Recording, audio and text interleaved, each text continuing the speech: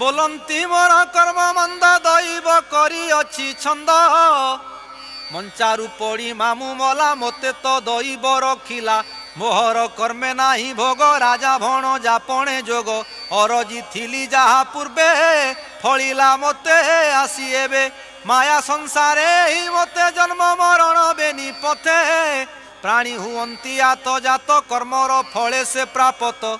तुम्भे गो अर्जी अछ जहा अवश्य भुंजी बटी ताहा एमंत बोली भगवान मोहिले माईंकर मन राम गोविंद बेनी भाई पिता माता पासे जाई कष्ट देखिण ताहांकर नयनु बहे अश्रु जल मंचा उपरे कृष्ण राम पयर देखी शोक मन चरणु बंधन फेड़ाई पिता माता मुख चाही देवकी वसुदेव पादे पड़िले शोक गद गदे देखी चकित तात मात पयर घुंचाई तुरित